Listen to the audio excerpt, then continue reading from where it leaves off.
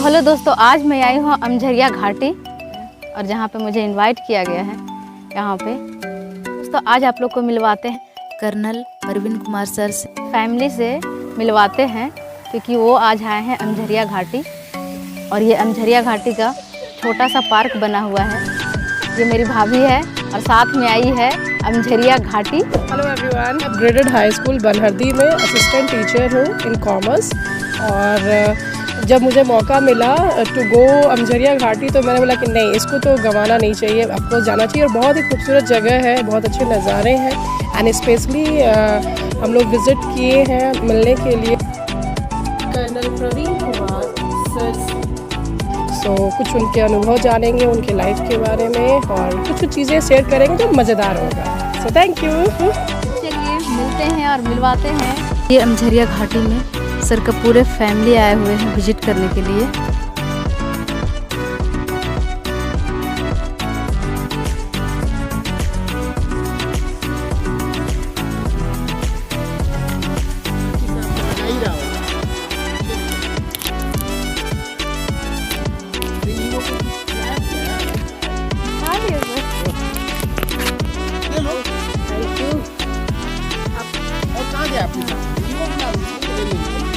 Hello दोस्तों, आप लोग को मिलवाते हैं आज कर्नल परवीन सर से और उनके फैमिली से भी मिलवाते हैं। और यहाँ पे छावनी बना हुआ है, विजिट करने आए हैं यहाँ पे और मुझे बुलाया गया है। बहुत बहुत शुक्रिया देवेंद्र सर का जो मुझे यहाँ पे बुलाए हैं।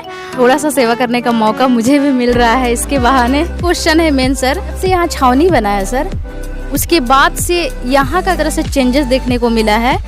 और ये जो पार्क बना है उसके बारे में आप क्या कहना चाहेंगे सर? 2013 अगस्त में यहाँ पे स्पेशल ऑक्सिलरी पुलिस बटालियन का एक कंपनी, जिसको यहाँ पे काफ़ी पहले आए दिन घटनाएं होती रहती थी, उसको रोकने के लिए पुलिस मुख्यालय रांची ने यहाँ पे सैप की एक कंपनी को प्रतिनियुक्त किया। प्रतिनियुक्ति के बाद जो है ये इलाका में इनकी सैप की गश्ती बढ़ी और जो असामाजिक तत्व थे उनसे आम नागरिक और ख़ास तौर पे यात्रीगण जो यहाँ से गाड़ियों से गुजरते थे उनको काफ़ी विश्वास मिला और सुरक्षा भी मिली। के लिए मैं रोकना चाहूँगी, पहले यहाँ 2013 से पहले से यहाँ पे बहुत ज़्यादा चोरी होता था, डकैती होता था, मर्डर भी होता था। तो जब से छावनी बना है सर, तो उसके बाद कितना कमी आया है? ये घटनाओं में बहुत ज़्यादा कमी आई है। और कुछ छिटपुट घटनाओं को छोड़ दें तो ये जो हमारा जिम्मेदारी का जो इलाका है इसमें कोई घटना घटित नहीं हुई है। और 2016 जून से मैं इंडियन आर्मी में कर्नल के पद से सेवानिवृत्त होने के बाद ये स्पेशल ऑक्सिलरी पुलिस में कमांडेंट के पद पे सैप 1 बटालियन को ज्वाइन किया। ज्वाइन करने के बाद मेरा भी काफ़ी इंटरेस्ट रहा यहाँ पे, बिकॉज ये थोड़ा दूर और आइसोलेशन में ये पिकेट है। तो यहाँ पे जो भी कमियाँ थी उसको हम लोगों ने धीरे धीरे दूर किया और अपनी सुरक्षा व्यवस्था को सुदृढ़ किया। और आपको रोकना चाहेंगे सर कि आप जैसे यहाँ पे जान रहे हैं कि बहुत ज़्यादा मोड़ है, किसी का एक्सीडेंट हो जाता है, किस तरह से तुरंत सहायता मिलती है? यहाँ पे गाड़ी भी है और एक्सीडेंट होने यहाँ पे हमारे पास प्राथमिक उपचार के साधन भी हैं।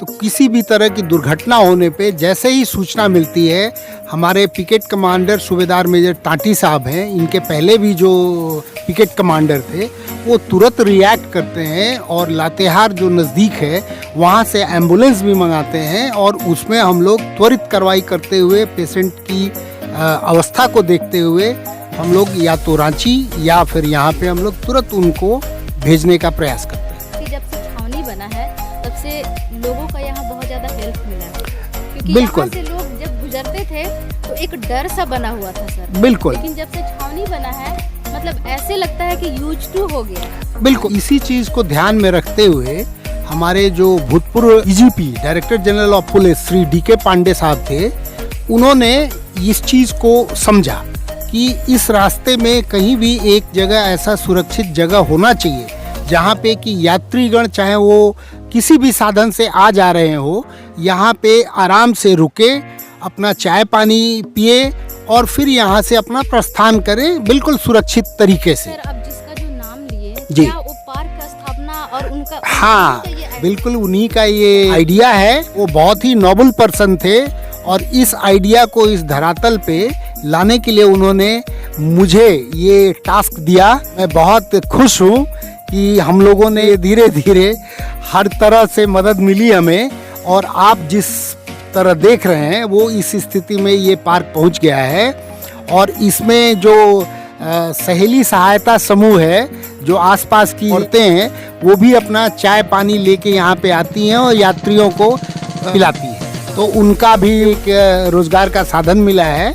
और अभी आगे मैं ये केस टेकअप करने जा रहा हूँ कि पीछे जो पश्चिम दिशा में जो घाटी है वो बहुत ही वहाँ पे सनसेट जो है नेतरहाट की तुलना में ही है, रादर कई बार तो उससे भी सुंदर लगता है मुझको। तो वहाँ पे हम एक वॉच टावर बनाने का प्रयास करेंगे ताकि जो टूरिस्ट हैं वो सनसेट देखें और यहाँ से जाएं। Thank you so much sir, आपका ये आइडिया आई होप जल्दी इम्प्लीमेंट हो। और यहाँ का ये है सर कि यहाँ पानी नहीं है, इसके बावजूद भी जी इस गार्डन को बनाया गया है और इतने खूबसूरती से सजाया गया है सर। तो ये जो पानी है कहाँ से? हाँ, ये मैं इसके बारे में आपको बताता हूँ कि जो डीसी साहब, पहले वाले डीसी साहब जो लातेहार के थे, उनसे मैं डीसी साहब का शुक्रिया अदा करना चाहता हूँ कि उन्होंने हमारे अनुरोध पर बोरिंग कराया और उसमें सबमर्सिबल पंप लगाया, जिससे हमें पानी की सुविधा हो गई। और उन्होंने सोलर लाइट्स भी कुछ पार्क में लगवाए। और टॉयलेट फैसिलिटी जो आप हमारे बाएं तरफ देखेंगे, तो टॉयलेट फैसिलिटीज़ भी इन्होंने, पहले वाले हमारे डीसी साहब, उन्होंने ही ये करवाया और हम लोग उनके बड़े शुक्रगुजार हैं। सर हम सब शुक्रगुजार हैं सर। किस तरह से मैनेज करते हैं अपने फैमिली को, जॉब को किस तरह से आप हैंडल करते हैं? जैसे अभी पूरी फैमिली आया है जी, जॉब है कि 24 आवर आपको ड्यूटी में रहना पड़ता है। हाँ। तो इसके बावजूद आप फैमिली को किस तरह से मैनेज करते हैं, टाइम देते हैं? इसमें बैलेंसिंग की ज़रूरत है। मेरा पहला प्रायोरिटी तो मेरा प्रोफेशन रहता है, और हाँ, और मैं शुक्रगुजार हूँ अपनी धर्मपत्नी का, जो घरेलू काम और उस चीज़ को टैकल कर लेती हैं। और तो मेरे ऊपर वो बहुत कम वो इन्वॉल्वमेंट वहाँ रहता है, या इधर मोबाइल या फिजिकल विजिट से ही हम मैनेज कर लेते हैं। और जो मेरा फ़ौज का जो एक्सपीरियंस रहा है इतने दिनों का, और हमारे मैक्सिमम ट्रुप्स जो है वो फ़ौज के ही हैं, तो हम लोगों को ज़्यादा डिसिप्लिन का प्रॉब्लम नहीं रहता है और अनुशासन है हमारे बल में। तो जो भी आदेश का अनुपालन हमें ऊपर से मिलता है, और मेरे द्वारा जो आदेश दिया जाता है अपने सबॉर्डिनेट्स को, उसका अनुपालन बिल्कुल अच्छे ढंग से होता है, इसलिए ज़्यादा समस्या नहीं आती है।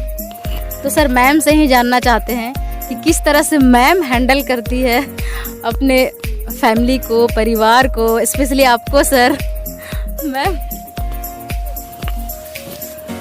ऐसी बात नहीं है, इनका भी पूरा सपोर्ट रहता है, तभी हम लोग चल रहे, क्योंकि हम भी वर्किंग हैं, हम सीसीएल में मैनेजर पर्सनल हैं। तो हाँ, तो मतलब इनके सपोर्ट के बिना नहीं हो पाता। और ये मतलब अपना ऑफिस भी अच्छे से कर लेते हैं, जुल के कर लेते हैं, तो और बच्चे भी सपोर्ट करते हैं। मतलब कहने का अर्थ है सपोर्ट हर किसी का चाहिए होता है। जरूर, exactly. Thank you so much ma'am कि आप अपनी कीमती टाइम दिए। Thank you. जो आजकल का युवा है सर, वो मतलब इस लाइन में नहीं जाना चाहते हैं, किस तरह से उन बच्चों को आप मोटिवेट करेंगे? अच्छा बल, चाहे वो डिफेंस सर्विसेज हो, पुलिस सर्विसेज हो या सीएपीएफ हो, वहाँ पे आप जरूर आएं।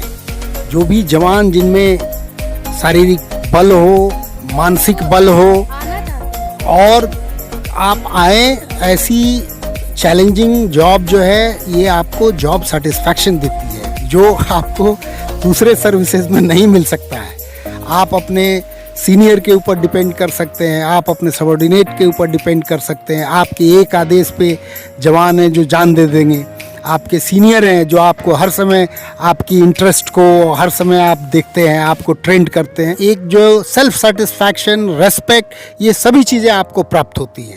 तो मैं तो यही चाहूँगा कि जितने भी नौजवान हैं और जो एडवेंचरस हैं वो ज़रूर आएँ और इसमें अपनी सेवा प्रदान करें।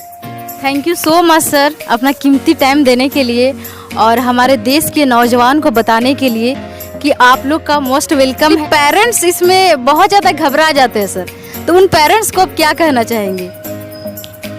मैं पेरेंट्स को भी बताना चाहता हूँ कि ये बहुत ही सुरक्षित और संतोष और गर्व, ये तीनों चीज़, और साथ में साथ तो सेवा है ही, देश की सेवा हो, प्रदेश की सेवा हो, आप जहाँ भी हैं, ये सब अमूल्य निधि हैं जो आपको प्राप्त होते हैं। इसलिए पेरेंट्स को कभी भी बच्चे को या नौजवान को जो भी है उसको शुरू से ही मोटिवेट करना चाहिए कि वो आर्म्ड फोर्सेस, पुलिस बल या CAPF जरूर ज्वाइन करें। धन्यवाद।